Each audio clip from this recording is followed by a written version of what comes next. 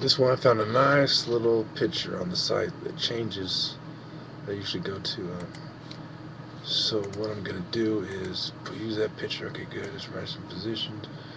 And we're gonna talk about China. There's the Qing dynasty, the Tang dynasty, the Han dynasty, the Sui dynasty.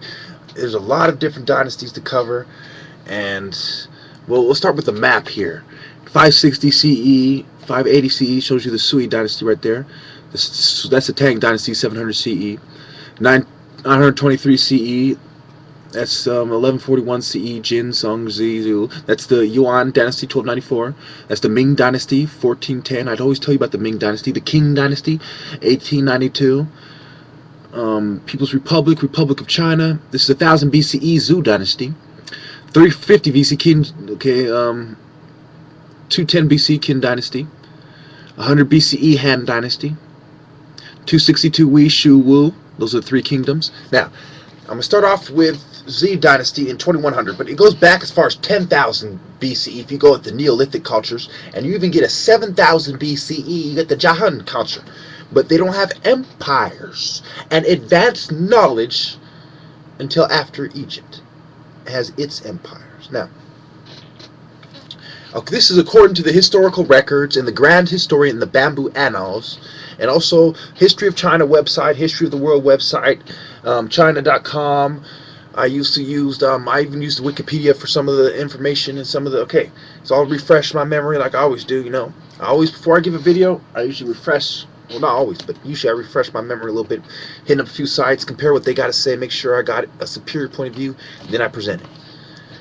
Sometimes I put it in a way that it seems wrong at first, but then I elaborate on the next video. Anyway, we go back to the Bamboo Annals. It's founded the Xia dynasty. We're talking about 4,200 years ago, etc. And then the dynasty ends around 600 BC at the Battle of Mingtao. Then we go into the Shang dynasty. Now, the Shang dynasty may have existed simultaneously, and they eventually rose to power in about 700 BCE to 1046 BCE.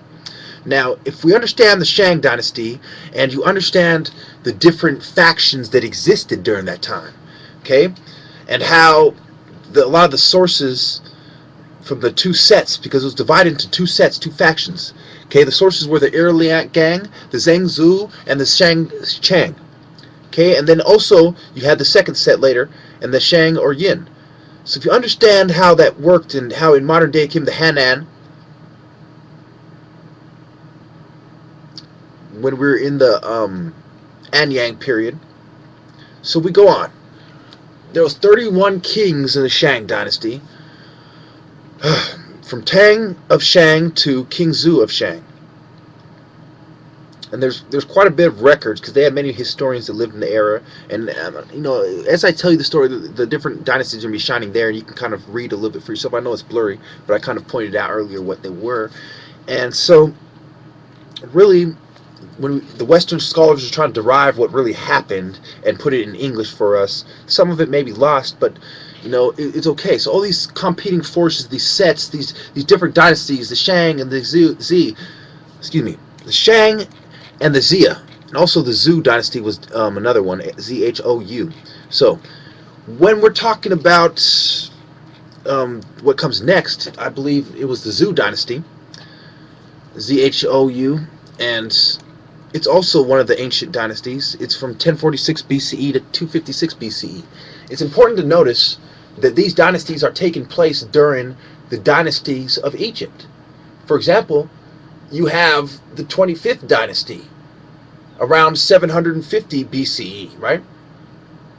So that's the Nubian dynasty. So the Nubians are in Egypt, taking over control from the less black Egyptians during that period, that these people are all the way over here. And if you go back to the beginning of the dynasty, it's just a couple hundred years after Sargon, the Xia dynasty, 21 BCE. And before that, you have the cultures that came before. The Jiahu culture is before the Sumerians have evidence of being around, but we know they're around. But before their evidence, archaeological evidence of Sumerians, we have archaeological evidence of the Jiahu culture. So the Chinese were over there doing their thing. They were not in Egypt doing their thing. Some people have Asiatic traits, yes, but were they Asians? And were Asians in Egypt, and then they went to Asia later? Not in recorded history. If you're talking about migrations of Cro-Magnon and Neanderthals, Homo erectus, yes. But if we're talking about modern history, no. Asians were in Asia. Europeans were in Europe, building Stonehenge. Native Americans were building Woodhenge over there in the Americas. Okay, the Cree in Canada, etc. So we go on to the Shang period, and I talked about the sources, the airline Zhengzhou and Shang. Okay,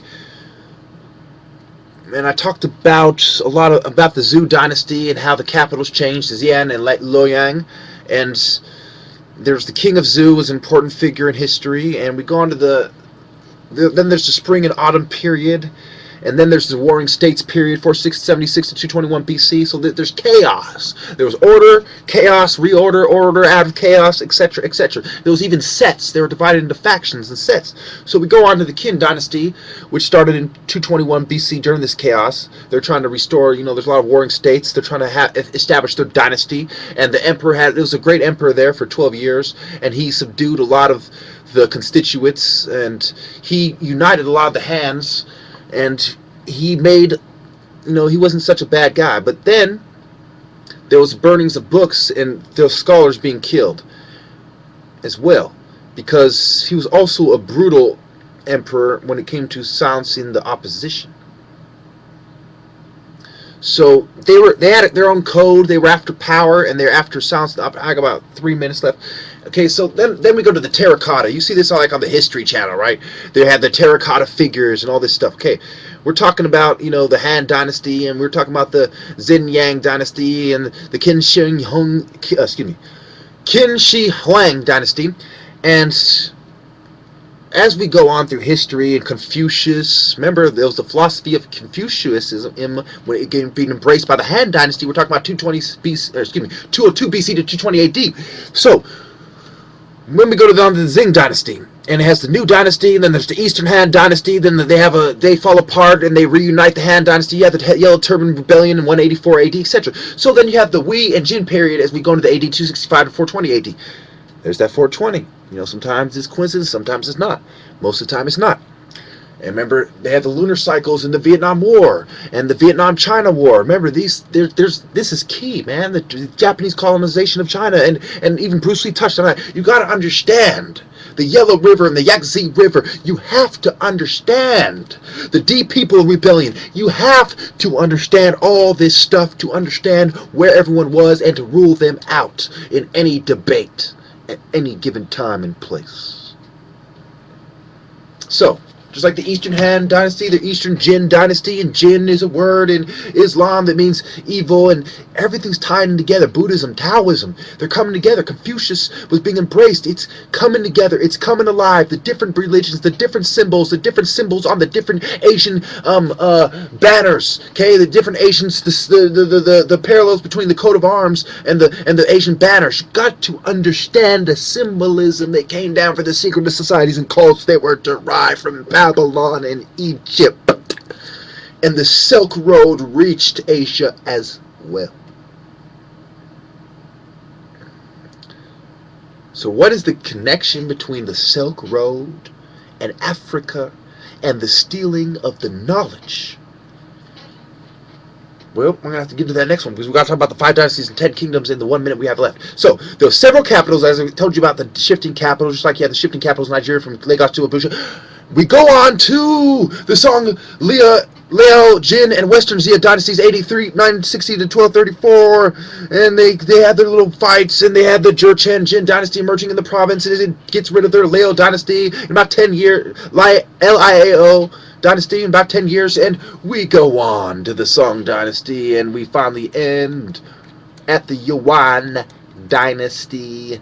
So I took you from the 5 kingdoms, AD 907 to 960, and I slammed you through to the Song dynasty in 1020. Excuse me, I mean to the Yan dynasty in 1271 to 1368, and we'll end it there. Thank you.